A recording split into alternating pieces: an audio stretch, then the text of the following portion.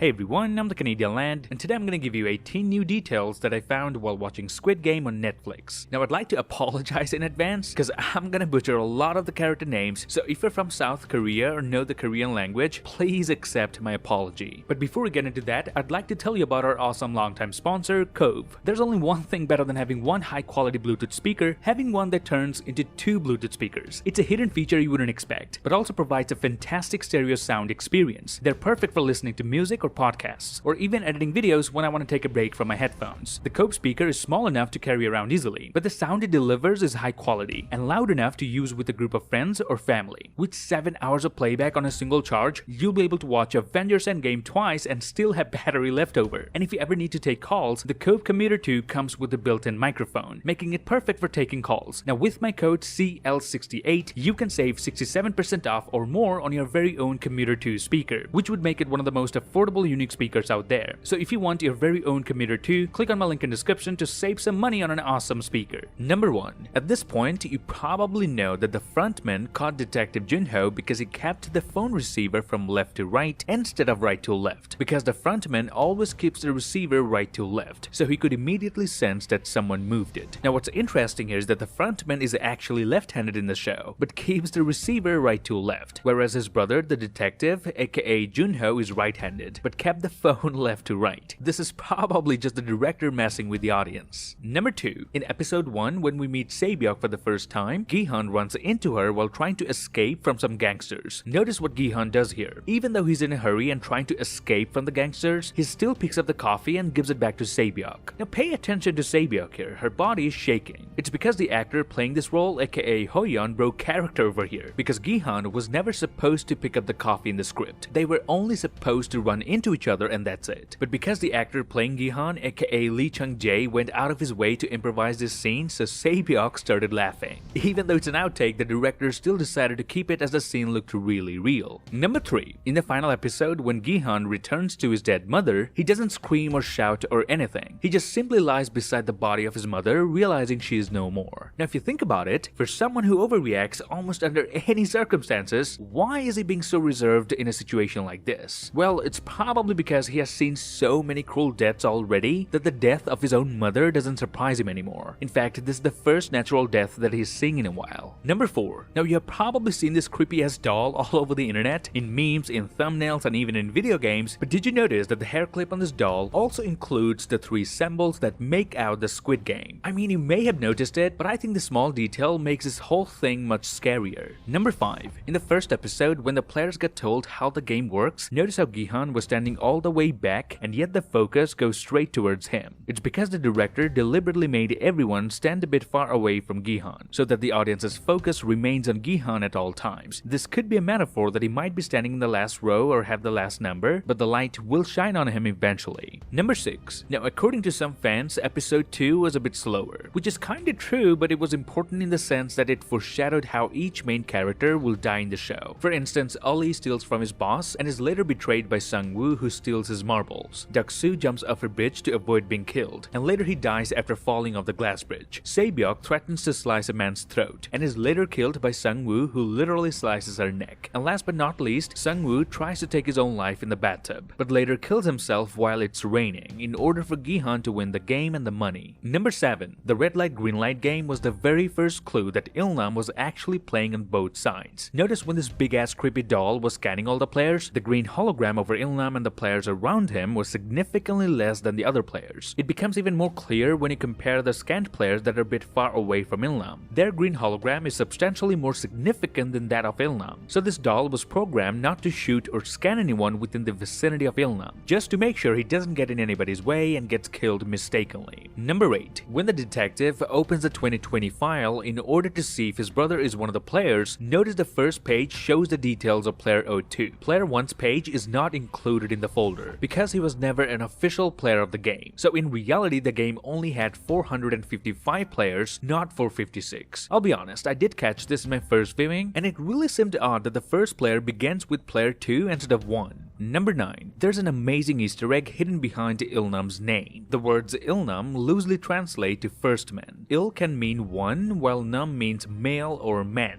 and Ilnam is player number 1, and he was also the original founder and creator of the game, so quite literally the first man to create the game. The fact that his real name would give away that he's in on it, that's why he chose not to reveal it in front of everybody in episode 4.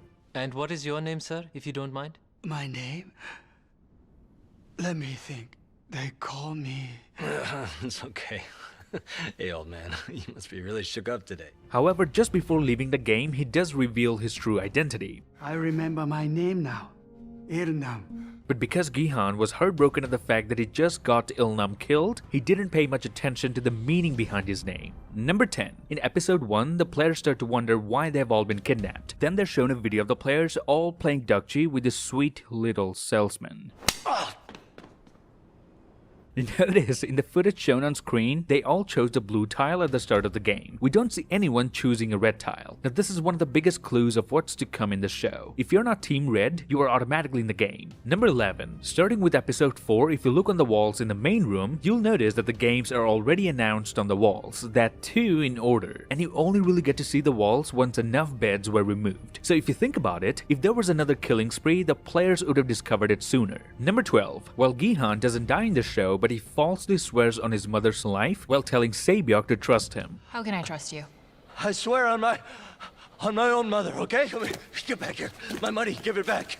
Give it back! Now at the end, we know that it does catch up with him as he arrives home after winning the game but finds his mother dead at home. Number 13. In Tug of War, each player had their hands locked to the rope so they couldn't escape from the game. It was the same for Ilnam as well. His hands were initially locked. But notice after they win, the locks are no longer there. Meaning, just in case they lost, Ilnam already had an escape plan. And had they lost with Ilnam surviving, they would have simply changed the rule of the game and say it doesn't matter if your team lost, if you manage to stand your ground by getting rid of the locks, you'll be safe. And you know what would have happened after. Instead of pulling the rope, everyone would have got busy trying to unlock themselves. Number 14. The gift box Gi-han gave his daughter is wrapped in the same way as the game coffins. Now inside the box that Gi-han wins is a gun, which is basically a lighter. Now this could be foreshadowing as players in the game are killed by a gun and then burned by fire. Number 15. We then find out that if you couldn't find a partner for the 5th game, aka the marble game, you don't get killed. If this is a long established rule of the competition, then Ilnam's decision to sit in the corner alone and avoiding pairing up with anyone could indicate that he was planning on using this rule as an exit strategy, as this would have allowed him to leave the competition without getting killed or raising any suspicions. But whether he played the game or not, it seems Ilnam was always going to exit the game either before or after the marble round, because he probably couldn't have survived the glass bridge game that came next, solely because he's too old for it. Number 16. I think it's very well known now, but I'm just gonna include it anyway. In episode 1, Gi-han bets on the horses and wins. He wins exactly 4,560,000 won, and at the end of the game he won 45.6 billion won. And guess what his player number was? 456. So this recurring number was a reminder for us that the numbers in the show are not just there for random reasons, they all contain some sort of Easter eggs. Number 17. We know that the game was indeed terminated after the majority voted against playing it, but then of course 93% of all players returned to the game after getting a second chance. Out of 201, 187 returned.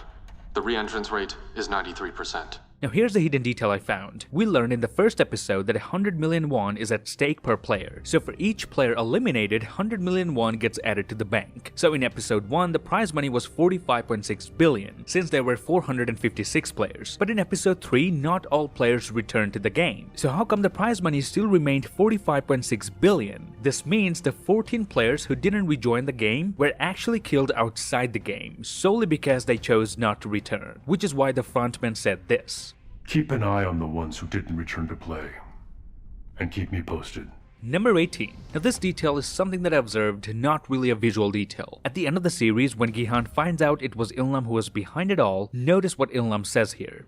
Pour some water in there. He asks Gi-han to pour him a glass of water while he's on his deathbed. So the first question that popped in my head was, where is Ilnam's family? A guy with so much wealth but is dying alone? And that's when I realized he's not dying alone, is he? He's dying here in front of his son-like figure Gi-han. This is the main reason he sent this card to get Gi-han over here in the first place. And that's it. This would be my breakdown of Squid Game, which turned out to be the biggest show Netflix has ever had. In my honest opinion, I'd give this show a strong 7.5 out of 10. The characters are well written, all the foreshadowing foreshadowing worked perfectly, and the character developments mostly paid off. Except the fact that we're never shown who these Chinese buyers are, or how did the soldiers start this side hustle selling organs anyway, or even the guy in the surveillance room actually never got caught. So for that, I'm deducting a point. Now if you like this video, then please give me a thumbs up, grab the subscribe button, and turn notifications on. Follow me on Instagram and Twitter to get updates about my videos. Till then, I'll be your frontman, and I'll see you lads in the next one.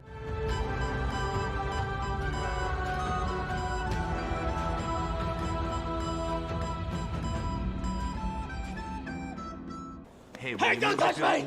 How about you leave me alone? Can't you see?